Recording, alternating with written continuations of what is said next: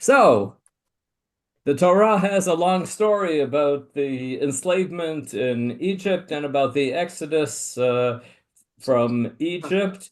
But today we're going to be looking at what does the Torah say about the Exodus after the Exodus? And we'll see why this is an important question as we go along. And before I begin, I'll just give a little footnote. One of the central ideas of what I'm going to be saying here, I heard about 20 years ago, or maybe more than that, in a class taught by one of my favorite living Bible scholars, Professor Uriel Simon, a neighbor of mine here in Jerusalem. Um, Before we get to looking at what the Torah says about the Exodus after the Exodus, I'm going to back up a little bit and we're going to consider the question, what does the Torah say about the Exodus before the Exodus? Before we get to Sefer Shmot, what does it say? Um, so famously, we have the text of the Brit Ben HaBetarim back in the beginning of Sefer Bereshit, where God tells Avram, I'll read it in Hebrew and then in English, Vayomer la Avram yado ateda ki ger yeh zaracha be'eretz lo lahem va'avadum ve'inu otam arba me'ot shana וגם על הגוי אשר יעבודו דן אנוכי ואחרי כן יצאו ברכוש גדול ואתה תבוא אל אבותיך בשלום, תיקבר בשיבה טובה, ודור רביעי ישובו הנה. God said to Abram, know well that your offspring shall be strangers in a land not theirs, and they shall be enslaved and oppressed for 400 years. But I will execute judgment on the nation they shall serve, and in the end they shall go free with great wealth. And as for you, Abram, you shall go to your ancestors in peace. The problems won't begin in your days. They'll start up later. You shall be buried at a ripe old age, and the problem will not continue forever. The fourth generation shall return here. Okay, so we find out in the beginning of the book of Bereshit, towards the beginning of the book of Bereshit, we find out what is going to happen in Sefer Shmot. But it is worth considering not just what God said to Avram, but also what did God not tell Avram? If you were Avram and you heard this from God, you might actually have a question to ask, and that is why? God doesn't say anything about why this is going to happen. This will happen. Your offspring will be strangers, they will be enslaved, they'll be oppressed, and then I'll execute judgment on the nation that shall serve them, and in the end, they'll go free with great wealth. Okay, so that's what's going to happen. And I can't imagine that Avram heard this and then said to himself, well, why is this? Of course, he must have said to himself, why is this going to happen? And there's a further question. Before we get to the further question, just to see what Abarbanel in the beginning of the 16th century said about this subject. He said, after the announcement that the captivity in Egypt was caused by providence, by a divine decree, there are only two possibilities. This sounds a little tautological, but we'll think about it, and actually, we'll see why he says there are only two possibilities. The that it was punishment for some sin done by Abraham or his descendants, or that the captivity was not a punishment for a sin, but resulted from some other purpose that the divine wisdom had. Uh, Somebody just wrote to me that my camera is not on, and I don't know what. I,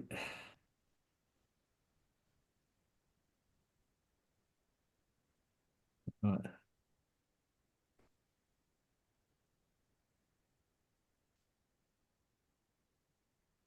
Okay, now it's on. The old trick, shut it down and restart it. And it told me that it was on, but it wasn't on. Now it's on. Okay, so if God has announced that something like this is going to happen, Barbanel says, well, there are two possibilities. Either this is because of sin, or it's for some reason other than sin.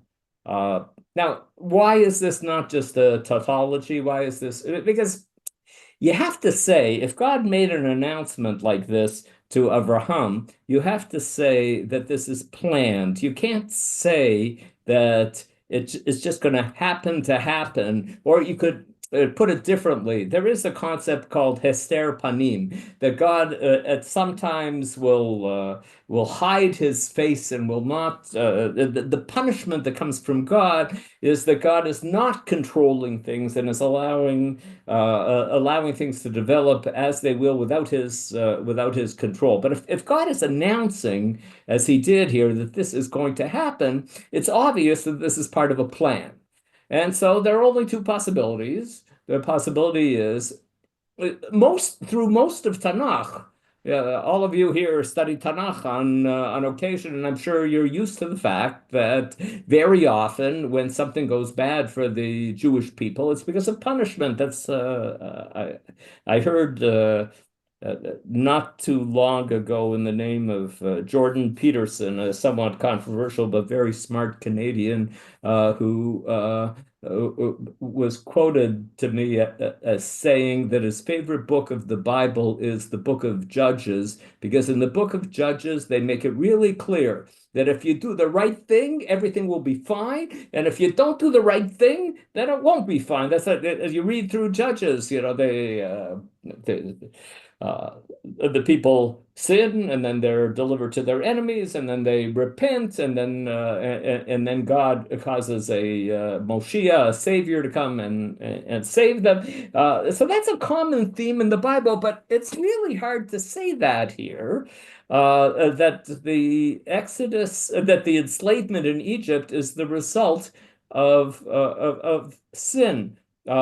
If it is the result of sin, well, what is the sin? So, Barbanel has, for those of you who've ever studied Barbanel, you know that he doesn't have any short answers about anything. And you can go and read this yourself if you want. He goes at great length. I will explain my understanding of this text according to each of these approaches. Okay, if it's a sin, here's what the sin was. And he comes to the conclusion that the only possible sin could be the sin of selling Joseph as a slave. And then he kind of stands on his head to say, well, then why was Joseph punished, and why did Jacob end up going down to Egypt when he didn't have any responsibility for this? And so it doesn't work very well to say that the standard pattern, the standard biblical pattern of explaining why something bad happens to somebody with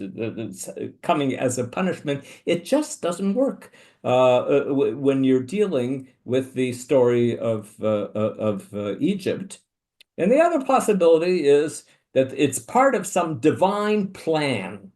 And then Barbanel considers, well, what could have been that divine plan? What might have been something that that God was trying to accomplish by putting the Jews in captivity, enslaving the Jews, and then freeing the Jews from from this enslavement.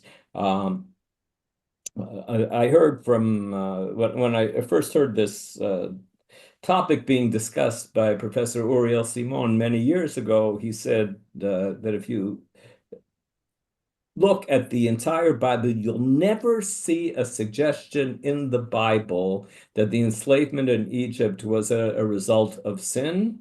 And he also said, you'll almost never see in rabbinic literature that suggestion, that most of rabbinic literature trying to explain the Bible does not go in that direction and does not say that this is a punishment for some kind of sin. But after we have the story of the enslavement and the Exodus, it becomes a central story for our people. And if this captivity, as Barbanel says in point number 2, this captivity was not punishment for sin, or resulted from some other purpose that the divine wisdom had.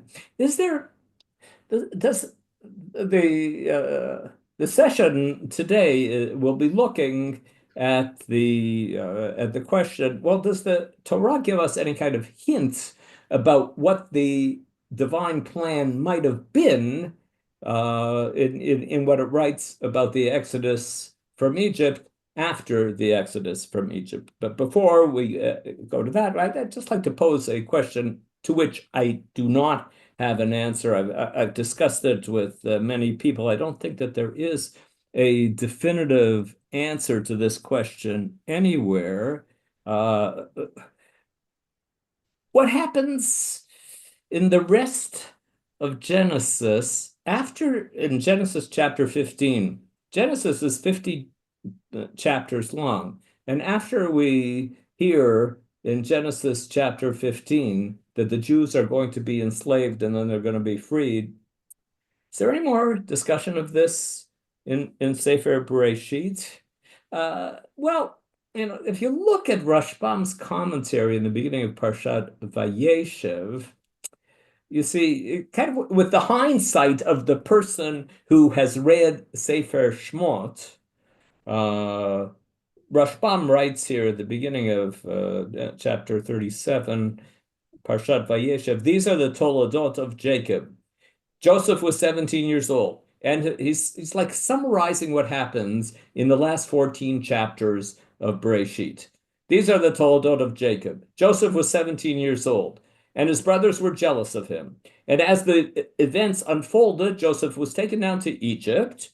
Joseph then sent for his father and household. In other words, what is happening in the last 14 chapters of Genesis is that the Torah is beginning the process of getting the Jews down to Egypt so that they can be enslaved.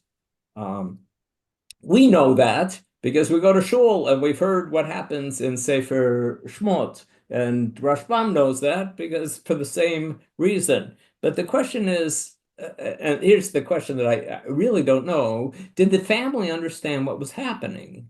If Abraham received the message that this enslavement is going to take place, did he tell his son and his grandchildren about this? Did the family understand what was happening to them, that they were going to end up in a land that wasn't their land, and that they were going to be enslaved enslaved there? As I said, I've discussed this question with lots of people. Some people said to me, well, of course he must have. Why would Abraham not tell his family if he received a message like this from God? Why wouldn't he warn his family that this is what is happening here? But I think that there is like a certain amount of evidence within the text that the family didn't know, or at least that Joseph didn't understand what was happening. Yosef understood, in quotation marks, what was happening. Yosef explains to his brothers what was happening, but is his explanation the correct explanation about what was happening? Here's what he says to his brothers. After he stops toying with them, after he admits to them that he is their brother Yosef, he says to them, Al te'atzvu val yichar be'einechem ki mechartem oti hena ki lemichya shlachani Elohim lifnechem. Do not be distressed or reproach yourself because you sold me hither. It was to save life that God sent me ahead of you. Because we've only had 2 years of the famine so far, and there's still 5 more years to come in which there won't be any crops. And then in the bold letters here towards the bottom, Vayishlacheni Elohim lifnechem lasum lachem she'erit ba'aretz ulahachayot lachem lifleita gedola. God sent me ahead of you to ensure your survival on earth and to save your lives in an extraordinary deliverance. And you weren't the ones who sent me here. It was God who sent me here. And although you intended, and then in the last chapter, this is like the final scene between Yosef and his brothers. In the last chapter of Bereshit, he turns to them and says, although you intended me harm, God intended it for good, so as to bring about the present result, the survival of many people. Is this right? Or isn't this right? On a certain level, it's right. There was a famine going on, and Yosef's brothers came to him, and he sold them grain, and he uh, sent them back in the beginning, sent them back to Canaan with this grain. And then, after he tells them who he is and tells them this is all part of God's plan to be nice to them, you notice what he didn't do. He didn't send them back to Canaan. Then he decided that he would keep them around there in Egypt. In other words, he is causing the plot to unfold that we know about because we have read Parshat Lech Lecha, because we have read Genesis chapter 15, because we know that there's a God's plan to get them into to get them to come down to Egypt, and uh, Yosef doesn't seem to know that. Yosef thinks that he understands. We're all acquainted with this phenomenon of people who think that they understand God's plan that is developing, and maybe sometimes they are right, but sometimes they are wrong. Uh, this was all happening lahachayot amrav, to cause the survival of many people. But we know, since we read the beginning of Sefer Bereshit, no, this was the divine plan of the Jews getting enslaved in Egypt, unfolding, and then we have the story of the Exodus. And Rabbi, can I please, interrupt you for a moment? So why doesn't he apologize at that moment? Why there was never said the word slicha or mechila or anything like that? Sorry to interrupt. Yes. There are people who don't say that they are sorry.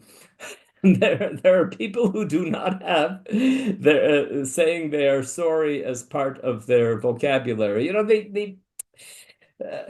the standard, I admit, I'm giving a non-standard reading of the end of the book of Breshit. I'm convinced that it's a good reading of the end of the book of Breshit, but I'll also admit it's not the standard, the standard reading. And I think that the book of Breshit is portraying Yosef as somebody who thinks that he is understanding God's plan and really does not, and does not realize that he was actually the factor that brought the people down into Egypt to become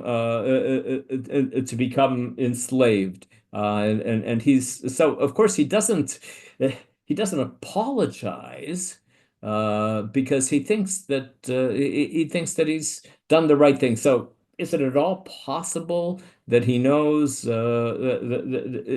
it at all possible that he actually knows that this is a plot to try to get the Israelites to be slaves in a foreign country in Egypt? No, it seems very unlikely that he knew that, and he doesn't apologize because he thinks that he actually did the right thing, and he brought the people down there to live in the country of Egypt, where grain was more plentiful, where he had ensured that there was a lot of food, and so why should he apologize? Can Okay. I ask a question? So when he goes back to to why does it when they take the body back to Yaakov's body to be buried? Wonderful question. Why doesn't he stay? Right, Marty, wonderful question. That's a different Marty, no, Marty Crosell, for those of you who don't know. It's an excellent question. So if you read that text carefully, it seems that things are starting to not be as good for the Israelites in Egypt. He has to beg for permission to go to Canaan, but why doesn't he just suggest, let's get out of here? These years of the famine are over. Let's go back to Eretz Yisrael. Well, we all know that there were many periods in Jewish history when there was a possibility. Yes, Mandy, go ahead. Sorry. So here at the beginning here, Yosef tells all the dreams, and then he tells the dreams in jail, and he sees they come to fruition. So he thinks he knows the plan, maybe, because he saw in the.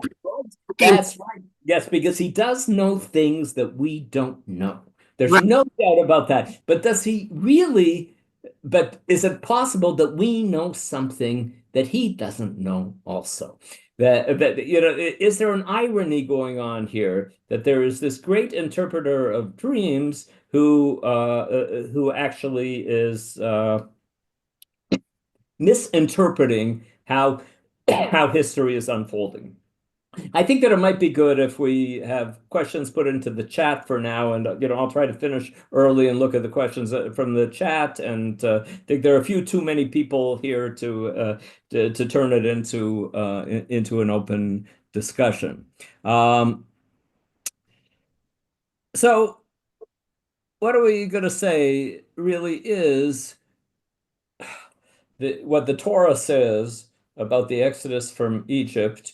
After the Exodus from Egypt, because after Exodus 15, after they cross the Red Sea, the Torah continues to talk about the Exodus from Egypt, but what does it say about it? We'll see two theories, and I'm telling you ahead of time. The first theory is not my favorite theory, but it's an interesting theory, and I prefer the second theory. Okay, theory number one.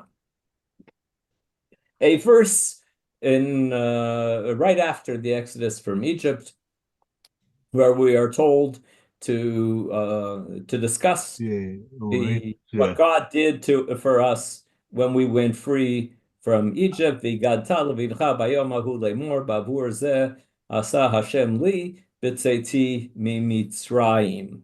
I put 4 English translations here, and all of them say the same thing, essentially, but we're going to see in a second when we go to the next slide that there is a totally different way of understanding this verse. So the New Jewish Publication Society translation says, "You shall explain to your child on that day, it is because of what the Lord did for me when I went free for Egypt." Why are we doing all these things at the Seder? It's because of what the Lord did for me when I went free from Egypt. An excellent translation, Everett Fox translation of the Torah into English that tries to stick as close as possible to the Hebrew, and even when it sometimes requires using clumsy English in order to do it, but in order to try to preserve the Hebrew as closely as possible. Everett Fox says essentially the same thing. You are to tell your child on that day, saying, "It is because of what Hashem did for me when I went out of Egypt." The King James Version says, "And that thou shalt shew thy son in that day." I looked it up. Shew is just like an Old English form for to show. It's funny that the King James translators understood lahagid as meaning to show, which is actually something that we say at the Seder when we say Bavur zeh lo amarti ela b'sha'a shematzah u'maror munachim lefanecha. We actually show the matzah and the maror to our children at the Seder, and that's part of the Lahagid. I don't know that the King James translators knew about that, so I really don't know why they changed Lahagid to show. But anyways, they say, "Thou shalt shew thy son in that day, saying, This is done because of that which the Lord did for me when I came forth out of Egypt."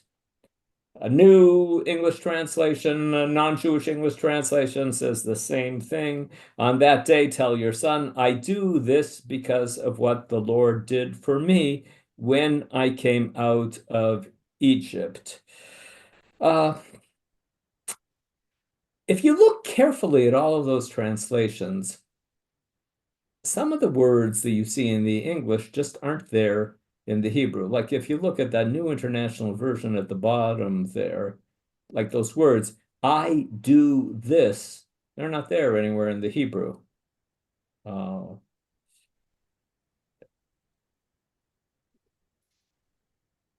If you look at NJPS, "It is because of what the Lord did for me." Where's that "it" there? What's it referring to? What does it mean? And what is it translating in the Hebrew? I still think this is the best translation of the verse. These four translators all agreeing on this. And also Rashbam says here, I'm sorry I didn't give you the English here. It's a little complicated, but I'll walk you through this slide with the Hebrew. Rashbam says, "Ba'avur zeh she'asa Hashem li nisim b'Mitzrayim, ani oved avodah hazot." Look at all those extra words the Rashbam added that aren't in the verse. I am doing this worship because of ba'avur zeh she'asa Hashem li nisim b'Mitzrayim, because that that asher, that isn't there in the Hebrew anywhere. But sometimes Hebrew is elliptical, and you have to add these things, and all of these translators think that that's the right thing to do with this verse. And then Ibn Ezra came along and said, no, that is not what you do with a verse like this. And he quotes Rabbi Yonah ibn Janach, who he calls Rabbi Marinus, because Rabbi Yonah ibn Janach's name was Ibn Marwan, and so in France they called him Rabbi Marinus. He says, so Rabbi Yonah ibn Janach said that the causation in this verse goes in the opposite direction. Ba'avur zeh asa Hashem li, for the sake of this, God did for me various miracles. And Ibn Janach said, no, it means I am doing what I am doing because of, so what is causing what? All of these translators think, well, God did these things for us, and then because of that, we do various things for God. And Ibn Ezra says, no, you can't do that. If you look at the second line there of Ibn Ezra, how can you take a causation here and turn it around entirely in the opposite direction? V'tam hapasuk hefech machshavto, and the verse should be understood as saying the opposite of what he thinks and of what King James thinks and Everett Fox thinks and the JPS translation. Yes.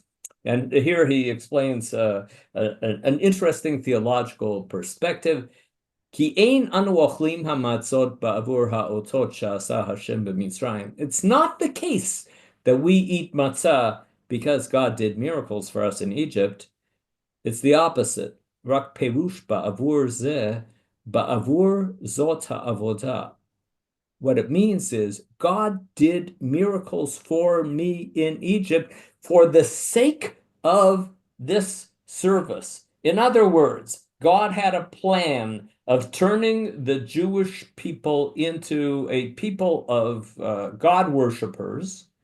And so he enslaved them and took them out of slavery, and that turned them into, because he did them this big favor of taking them out of slavery, that turned them into a community of people who feel that they have a debt to God and who will worship God. And if you look at the last line of Ibn Ezra's comment, V'hatam, in Ibn Ezra's medieval Hebrew, ta'am often means the explanation. The explanation is, Lo hotzianu mimitzrayim rak le'ovdo. The only reason that he took us out of Egypt was that we would worship him. And so this becomes a theory that says that this whole, the first question that I posed here, why did God do this? So Ibn Ezra comes up with this plan, and actually, we saw what Abarbanel said earlier, and he says something in that direction also, that was part of the divine plan. It's a strange kind of idea, though. It's a strange kind of idea that in order to turn the Israelites into God worshippers, he had to make them suffer for hundreds of years, and then when their suffering finished, they would become a group of God worshippers. But if you want to follow that approach, you're in good company with Ibn Ezra. And if you actually look at Rashi's comment on this verse, he really says the same thing.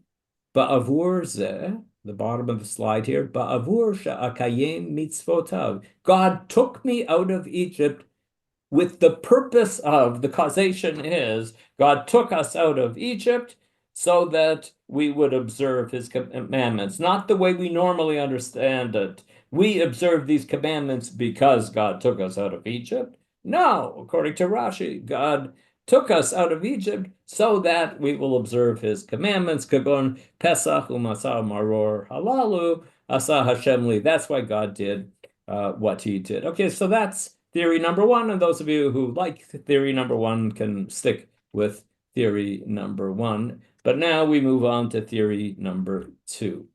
Theory number two is perhaps made most clear in a verse that I have to admit I never paid too much attention to until I heard the lecture from Professor Uriel Simon 20 or so years ago, where Moshe, talking to the people as they are about to enter the land of Israel, says to them, Ve'etchem lakach Hashem, vayotzi etchem mikur habarzel mimitzrayim, liot lo la'am nachala kayom hazeh. The Lord took and brought you out of Egypt, that iron blast furnace, that's how JPS translates it, to be his very own people, as is now the case. So the Egypt experience is compared here to an iron blast furnace. And I have to admit that until I heard that lecture about 20 years ago, I always just kind of assumed, a furnace is a place where we human beings don't want to be inside the furnace because it's very hot. That I just thought that it was like an expression about how uncomfortable things were there in Egypt. But actually, when you think about it, that isn't the purpose of an iron blast furnace. And a commentator from Poland from the 17th century, Rabbi Shlomo Ephraim from Lonshitz, I think, says it very clearly here. God brought you out of the iron smelting furnace, which refines the metal and removes any dross or any impurities so that it becomes clean, pure, and as bright as sunshine. So your material was purified by the Egyptian enslavement until it became as bright as sunshine. Okay, what does this precisely mean? We'll have to talk about this, but Shlomo Ephraim of Lonshitz is arguing that the experience of being slaves in Egypt did something good for us, and that we were improved by having this experience in our background. And okay, so let's look at, there are dozens of verses where in the Bible, after the after the story of the Exodus, after Exodus 15 and the rest of the Torah, they're always the Torah is consistently telling us to remember what happened in Egypt. And let's look at some of these verses. Famously, in the second version of the Ten Commandments, you should work for 6 days, and the seventh day is the Shabbat of the Lord your God. You should not do any work, you or your son or your daughter, or your male or your female slave. And why? So that your male and female slave may rest as you do. Remember that you were slaves in the land of Egypt. So the Torah is saying that, I'm sure you all know, Jews for many years had slaves, but the Torah says you have to treat those slaves properly because you people know what it's like to be a slave. You were slaves in the land of Egypt. And remember back on that experience and treat the slaves that you have correctly.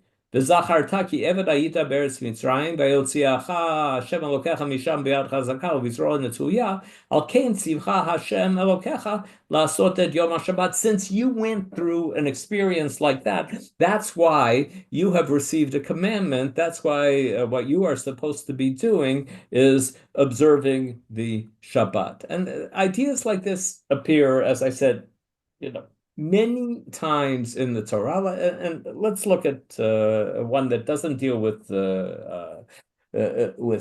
ritual and with Shabbat and with slaves, but deals with the underprivileged people in society.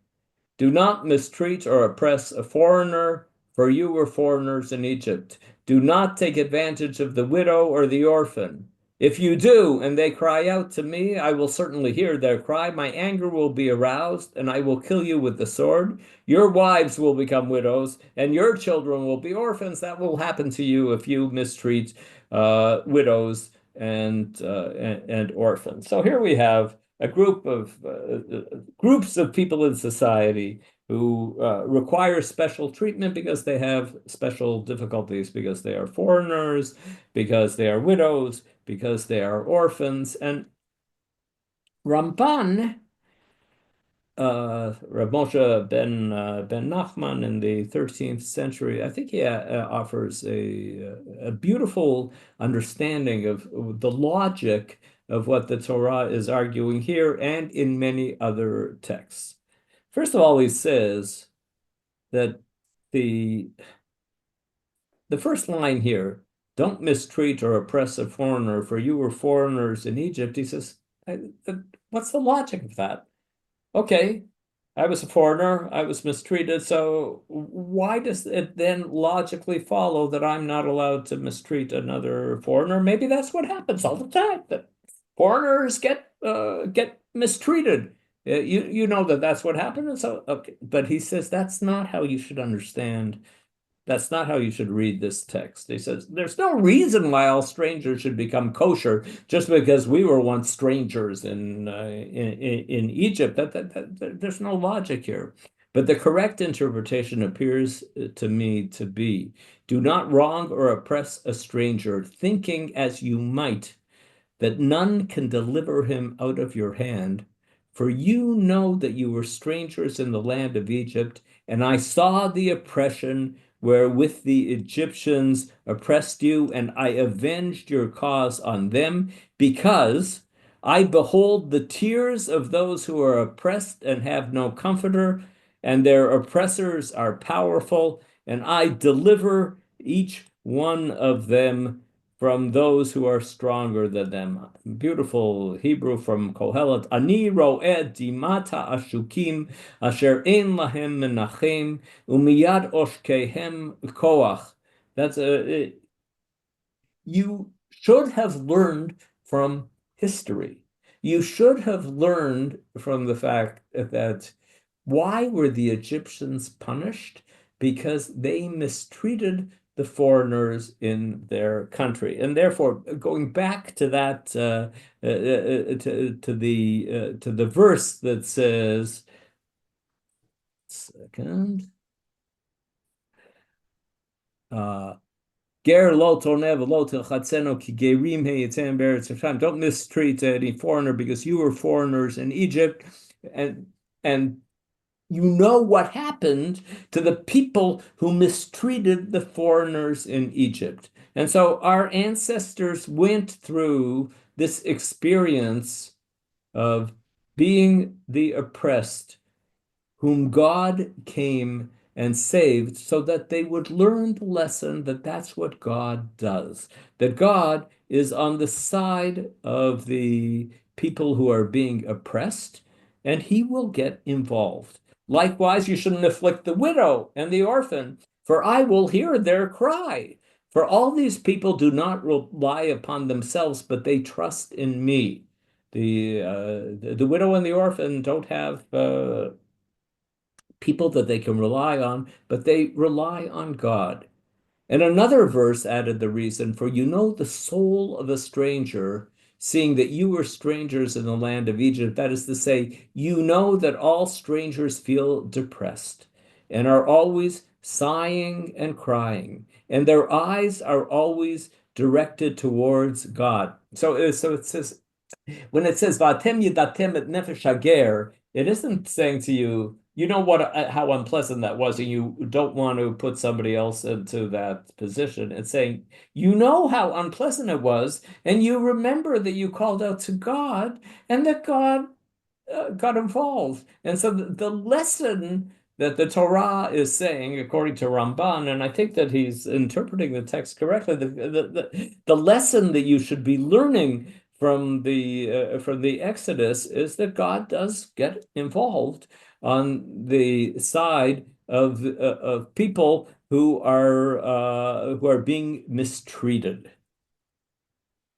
Therefore, God will have mercy on them, even as God showed mercy to you, just as it is written, the children of Israel sighed under the bondage, and they cried, and their cry for help from the bondage came up to God, meaning that God had mercy on them, and I bolded these words here, not because of their merits, but only on account of the bondage, and likewise, he has mercy on all who are oppressed. I remember I once taught this theory in a class in the university, and one of my students tried to argue that this verse here that says that the Israelites sighed and they cried out and their cry came to God should be interpreted as meaning that the Israelites repented and that it's a lesson about repentance. Ramban, and I agree with Ramban, Ramban says, no, that's not what the verse means. The verse means that these people who were suffering from discrimination called out to God because there was nobody else to call out to, and God intervened on their side, and that's what we should be learning from our experience. These verses here about not this right after this is in Parshat Mishpatim, right after the Exodus from Egypt. We have these verses, and this is the lesson that the people are being told that they should learn from the Exodus from Egypt. And Ramban goes on. He says, there are many verses that make the same point. For example, do not rob the wretched because they are wretched. Do not crush the poor in the gate, for the Lord will take up their cause. Similarly, the verse, do not encroach upon the field of orphans, for they have a mighty kinsman named the Lord of hosts. Ki goalam chazak Hashem tzvaot shemo, who is closer to them than their relatives of other people. That they don't have it's good to have a strong to have a strong relative.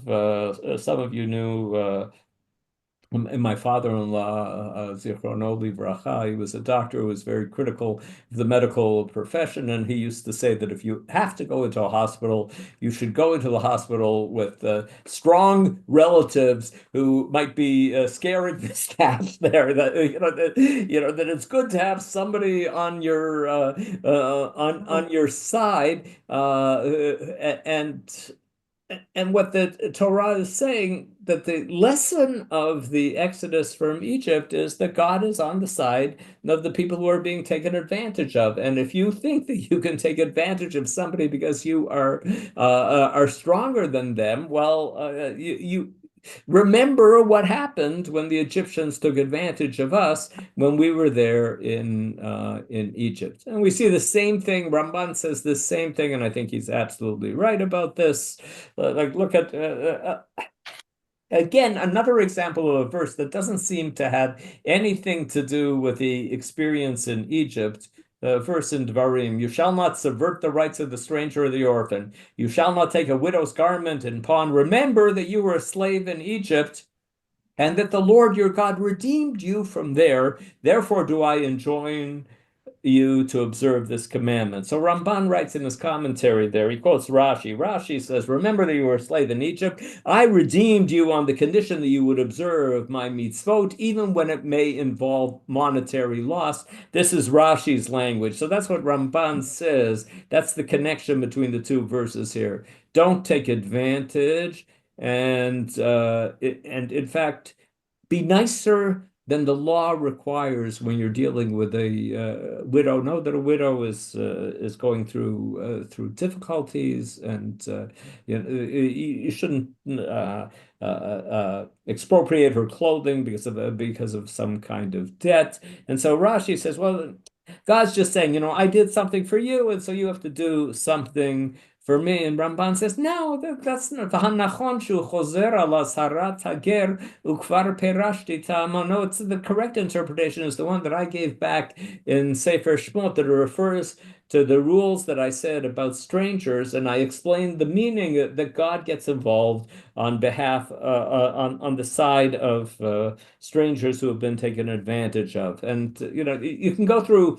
I'm not going to go through all of the many verses that say, remember what happened in Egypt, but here's one about connecting Shavuot and Egypt. And, of course, Pesach is connected to Egypt, and Sukkot is, to a certain degree, connected to Egypt, because the God made us dwell in Sukkot when he took us out of Egypt. But here, like the Torah says, it talks about the connection between Shavuot and Egypt. Asida Chag Shavuot L'Hashem Elokecha, you shall observe Shavuot to the Lord your God, offering your free will contribution. You shall rejoice before the Lord your God with your son, your daughter, your male and female slave, the Levite in your communities, and the stranger, the fatherless, the widow in your midst, at the place where the Lord your God will choose to establish his name. Bear in mind that you were slaves in Egypt, and take care to observe these laws. Think about these disadvantaged people. Don't exploit and don't mistreat these disadvantaged people in your society, because just remember that you were also disadvantaged people back there in Egypt. And if you look through, you open up a concordance and just look for verses that connect the Egypt experience with some kind of rule, it's almost always connected with the disadvantaged, with the requirement that we treat the disadvantaged properly. And just one last kind of shocking verse in the book of Devarim. Not only is the verse shocking, but Rashi's comment on this verse is shocking. Do not despise an Edomite, for the Edomites are related to you. Do not despise an Egyptian, because you resided as foreigners in their country. Pardon me? That's what we should remember of our experience in Egypt. We're not supposed to despise the Egyptians because we resided as foreigners in their country. Rashi says there, this is so surprising. Just one section, I'll just finish it. Do not despise an Egyptian at all, even though they threw your male children into the Nile. That's what we're all thinking. We're not supposed to hate those Egyptians. Weren't they the ones who threw our male babies into the Nile? And why not? Since they provided you with a safe. That's a difficult time. Somebody's talking in the background and isn't muted. what I you're saw what you said about what you're supposed to remember is that they provided you with a safe haven at a difficult time. So this is what the Torah is telling us after it tells the story of the Exodus from Egypt. It's what he likes. that we should remember about the story of the Exodus from Egypt. I'm going to stop sharing the screen here, and one of each, two of each one. if somebody is, I'm going to look at the chat now and answer questions from here. But if somebody is talking in the background, it'd be good to mute yourselves. Yes. Yes, Yosef's answers, Asher says, Yosef's answers to his brothers always bother me. Who caused the famine? Yosef himself knew that God sent Paro his dreams. Correct, certainly correct. But this stuff you cannot return. I'm sorry, I'm having trouble hearing if you're talking to. No, I just want to know. I think as host, you can mute him. Yeah. Okay. Maybe. Okay. So meaning you got 5 times to buy 3 of each, something like that? Multiple? Okay. Okay, I have muted people. People can unmute themselves if they wish. Okay.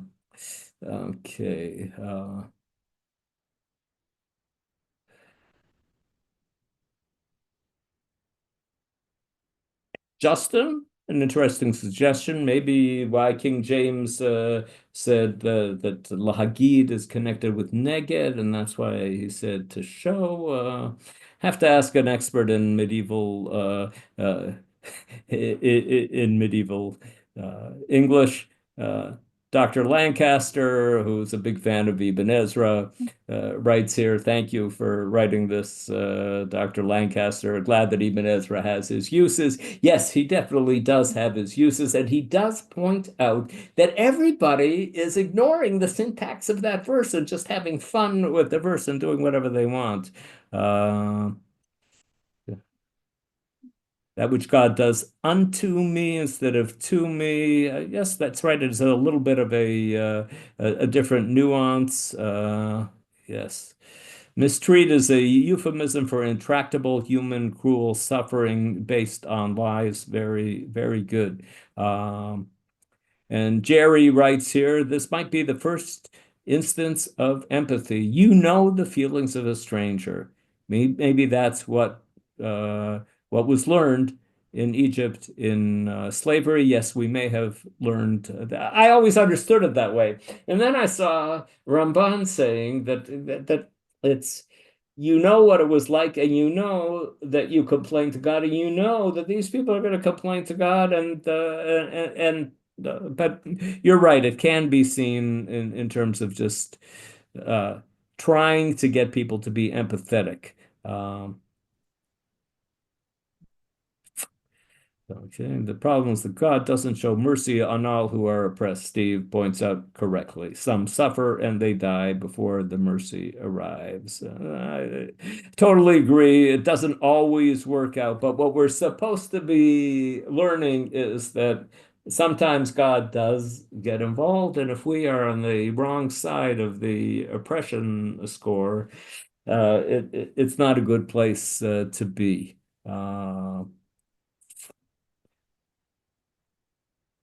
Yes, and Steve still argues that God doesn't come off well in either of these explanations. The whole idea of saying that a people will be slaves for hundreds of years, that's a very troubling thing. And I don't think we've really solved it here, but what we have done here is seen the lessons. I think that Ramban is right, that these are the lessons that the Torah itself is trying to derive from this experience in Egypt. We have a couple more minutes if somebody would like to. Can I say something about show in medieval English? Please, thank show, you. yes. So in medieval English, show is a bit more like tell in that it means to demonstrate, which you could say tell is as well. But also, I've got another view. You know that Luther, I know the British are not Lutheran Anglicans, but they were certainly influenced. So Luther left out in his 10 Commandments, so called, that we were slaves in Egypt. And I think because the Haggid is to tell, like we have the Haggadah and everything, I think though there weren't any official Jews in England during the King James Version, there were Marranos, but they were not on the committees. I think they deliberately wanted to say it's not oral to your children because A, they wouldn't do that in King James time, and they don't have quite our sort of parent to children attitude, which is very positive in Judaism. And I think it may have been a deliberate ploy to say it's not an oral recitation, because if you look at the politics of King James at the time, why he wanted it written, it is beautiful, but it was all to do with Scotland. I don't want to start, taking off, but I think show meant to demonstrate. Thank you very much. That's very nice. Thank you. I appreciate the. I really enjoyed your talk. It was really lovely, by the way. I enjoyed it too, but what about Amalek? So Yeah, what about, okay, so there are Amalek.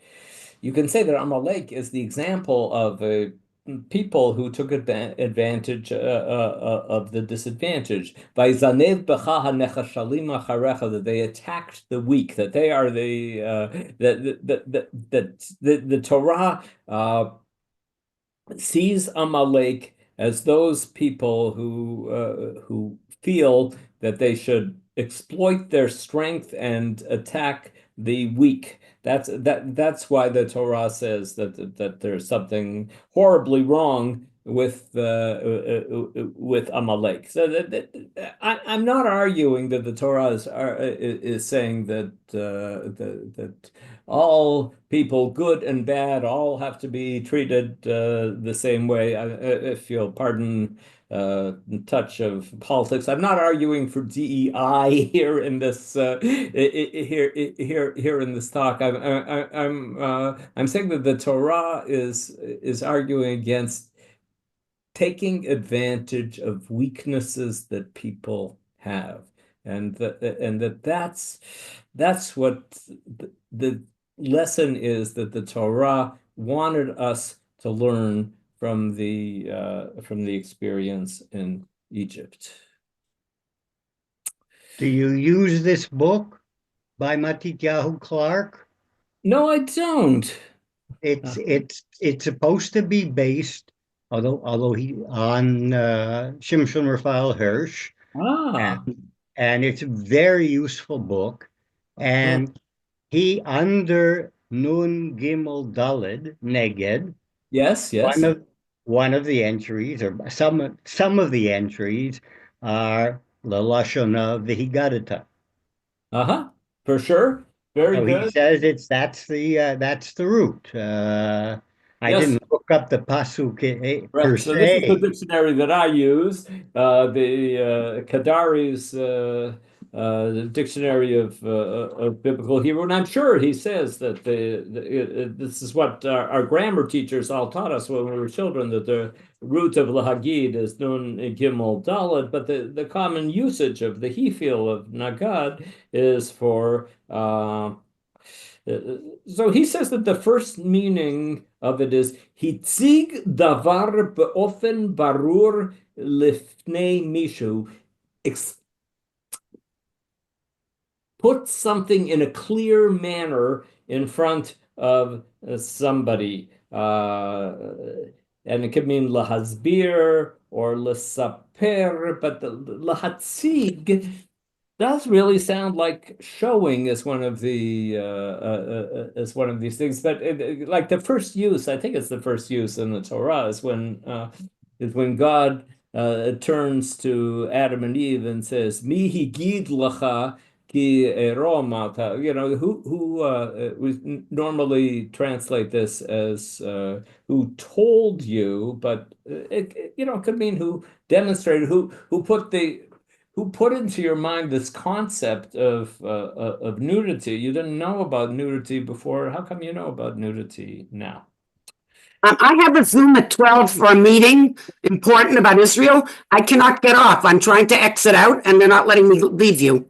And I Okay. Okay, then I am going to end this because we've reached the hour, and then there won't be any problem. Chag Okay. Sameach to all of Thank you. you, and good luck at your next Zoom, and everybody should have a wonderful Pesach. Thank you all for